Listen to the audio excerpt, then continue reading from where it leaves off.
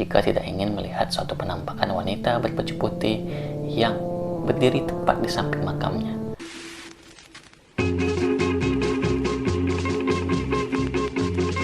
Si nona rangga di mandi dan suko pai malala. Oke, selamat datang kembali di channel Harian Rian. Kali ini kita akan kembali bercerita. Mungkin cerita ini sudah pernah kalian dengar sebelumnya, atau mungkin ini cerita baru untuk kalian.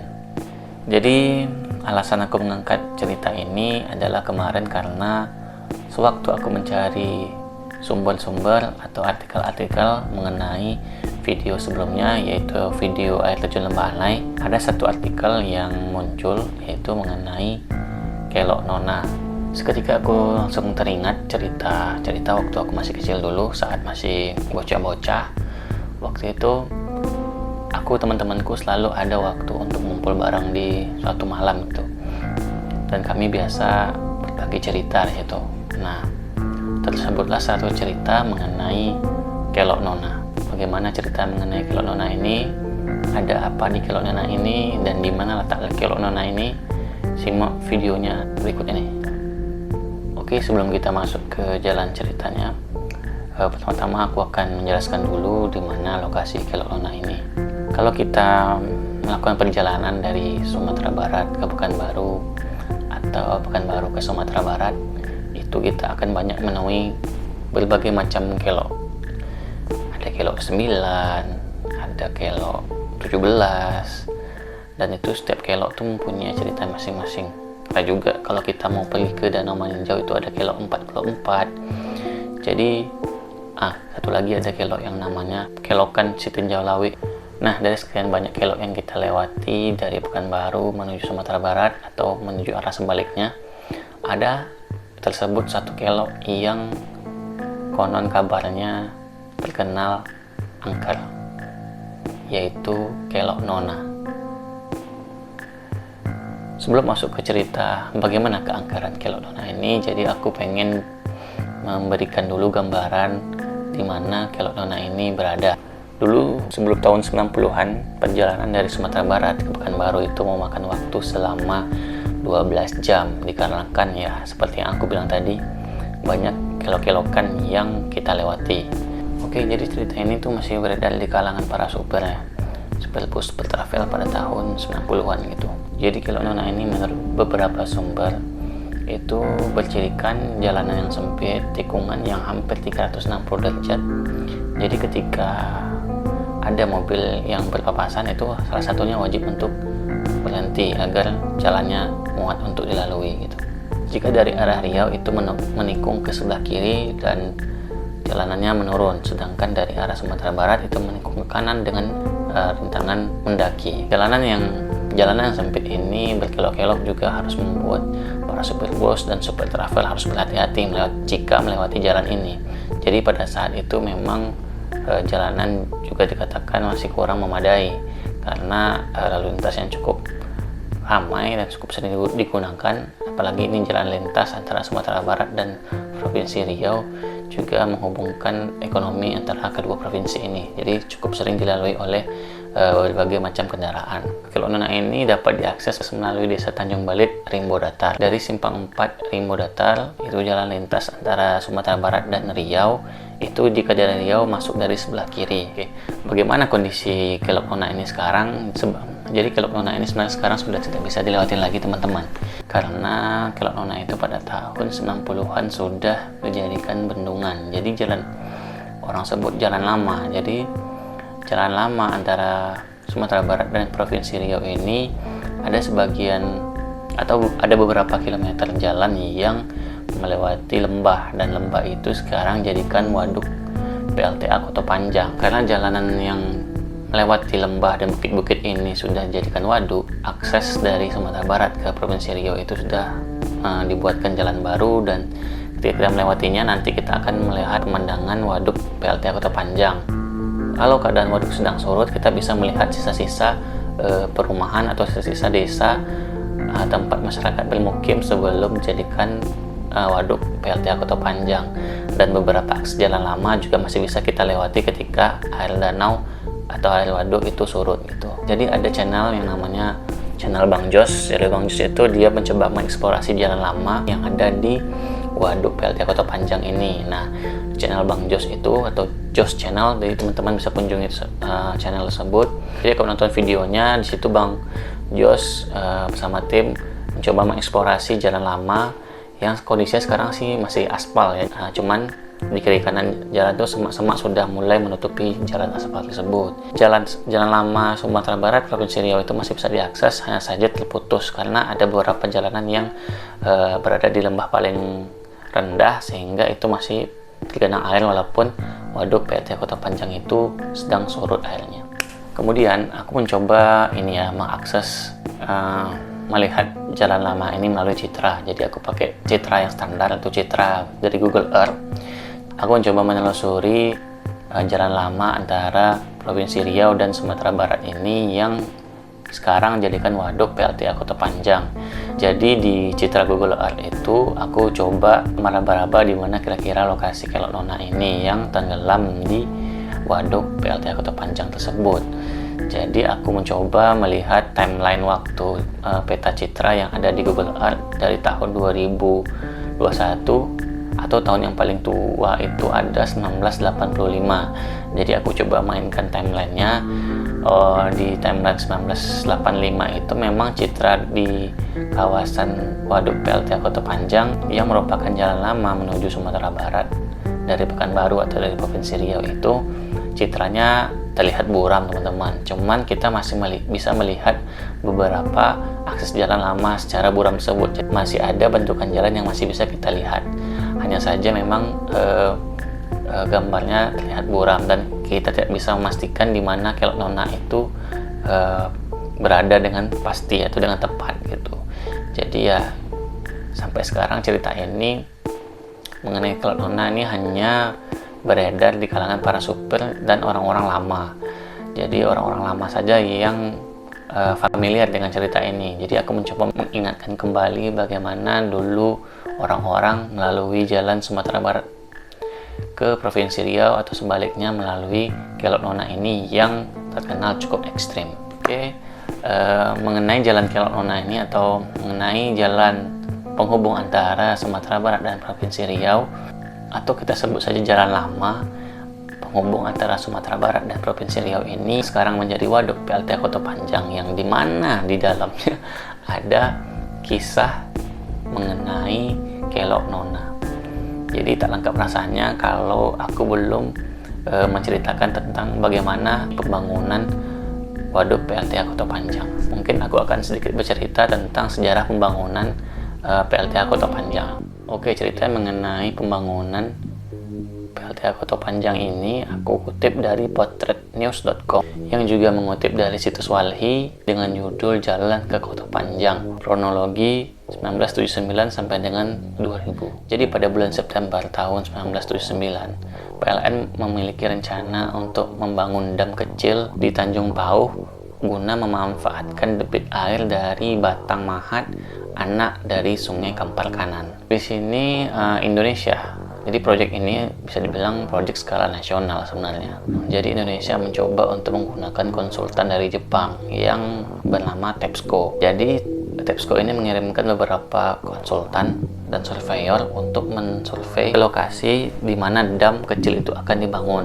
Dari hasil survei TEPSCO itu mereka mengusulkan kepada pemerintah Indonesia untuk membangun dam skala besar atau waduk skala besar karena potensi yang ada di lapangan itu cukup untuk memenuhi kriteria pembangunan waduk skala besar. Jadi ini memanfaatkan potensi dari Sungai Kampar Kanan yang bertemu dengan Batang Mahat. Dan lokasi dam site-nya itu berada di daerah Kota Panjang. Pada tahun 1980 di bulan Maret, TEPSCO kembali mempresentasikan hasil kerja mereka kepada pemerintah Jepang dan Indonesia. Jadi hasil presentasi tersebut muncul dua usulan pembangunan waduk. Yang pertama, membangun waduk skala kecil di dua lokasi, Tanjung Pau dan Koto Panjang. Atau rencana kedua, membangun waduk skala besar yang berada di daerah Koto Panjang. Nah, dalam hal ini TEPSCO cenderung memberikan opsi kepada pemerintah Indonesia agar membangun waduk skala besar di daerah Koto Panjang. Pada tahun 1981 di bulan September sampai dengan Oktober, menindaklanjuti hasil presentasi dari TEPSCO, Japan International Cooperation Agency mengirimkan 4 orang untuk turun langsung menindaklanjuti studi kelayakan dari TEPSCO tadi. Yang 4 orang ini terdiri dari 2 orang konsultan dari perusahaan Hokuden Kogyo dan 2 orang dari JICA itu sendiri. Jadi pada 1982, JICA bersama TEPSCO mengirimkan 14 orang untuk melakukan survei penuh, melakukan studi kelayakan dari hasil perbandingan atas 2 rencana pembangunan waduk di Koto Panjang ini. Yang pertama, membangun 2 waduk kecil, 1 waduk dengan skala besar. Berdasarkan hasil studi ini, diputuskanlah untuk membangun 1 waduk skala besar, mempertimbangkan biaya pembangunan yang lebih murah serta menghasilkan energi listrik yang lebih besar dibandingkan membangun 2 waduk kecil yang terpisah. Pada tahun 1984, berdasarkan hasil penelitian JICA dan TEPSCO, Indonesia mendapatkan bantuan dari Overseas Economic Cooperation Fund sebesar 1.152 miliar yen. Kemudian pada tahun 1987 sampai dengan tahun 1990, pemerintah Kabupaten Kampar bergerak cepat dengan mendata seluruh warga yang ada di daerah yang akan dijadikan waduk PLTA Koto Panjang ini dengan cara mendata seluruh hasil kekayaan penduduk yang ada di wilayah yang akan dijadikan waduk PLTA Koto Panjang ini. Tak lama setelah itu, pada bulan Desember tahun 1960, pemerintah Provinsi Sumatera Barat juga mengeluarkan SK Gubernur tentang panitia pembebasan tanah secara terstruktur di kawasan yang akan dibangun waduk PLTA Koto Panjang ini. Kemudian pada tahun 1991, Dubes Indonesia untuk Jepang yang berada di Jakarta memberikan kabar kepada pemerintah Indonesia bahwasannya pemerintah Jepang telah setuju dengan syarat-syarat yang telah dipenuhi oleh pemerintah Indonesia untuk membangun pembangunan waduk PLTA Koto Panjang ini.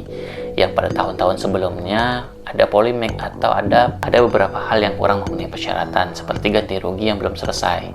Mengenai polemik ganti rugi ini, pemerintah Jepang telah menerima laporan dari OECF mengenai kelayakan ganti rugi yang ada di Indonesia, dan pemerintah Jepang telah menyetujui sehingga proyek ini bisa berjalan. 2 tahun setelah itu, pada tahun 1993, pembangunan waduk ini mulai dilakukan. Kemudian pada tahun 1996, selang beberapa tahun kemudian, pembangunan waduk ini telah selesai dilakukan. Selang setahun kemudian, pada tahun 1997, bendungan ini resmi digenangkan air atau diisi dengan air. Kemudian pada tahun 1997, secara resmi penekanan tombol pintu-pintu air dan penenggelaman atau penggenangan secara resmi dilakukan. Itulah sekilas cerita singkat mengenai waduk PLTA Koto Panjang, yang di dalam waduknya sekarang posisinya ada desa-desa yang ditenggelamkan gitu. Jadi ketika waduk ini surut, seperti yang aku bilang sebelumnya, itu jalan-jalan lama penghubung antara Provinsi Sumatera Barat dan Provinsi Riau itu bisa kita lihat dan bisa kita lalui. Oke, masuk ke cerita Kelok Nona. Jadi cerita ini beredar di kalangan para supir-supir bus atau supir travel pada zaman itu.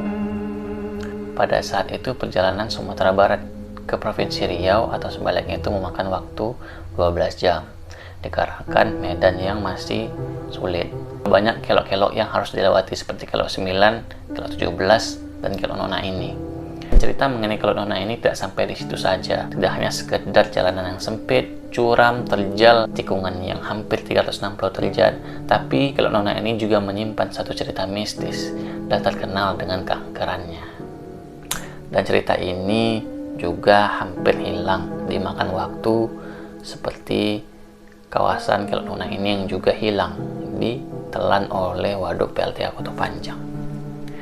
Cerita ini mengisahkan bahwa di tengah-tengah kawasan jalanan Kelok Nona ini terdapat suatu makam Nona Cina yang dikuburkan di sana. Cerita mengenai makam tersebut adalah makam seorang Nona Cina yang mati karena dibunuh dan diperkosa dan dikuburkan tepat di samping jalan tersebut. Hal ini mengakibatkan banyak kejadian mistis yang terjadi ketika supir-supir bus melewati kawasan Kelok Nona ini, terutama di malam hari. Jadi, Setiap supir yang melewati kawasan ini pasti akan membunyikan klakson jika tidak ingin melihat suatu penampakan wanita berbaju putih yang berdiri tepat di samping makamnya.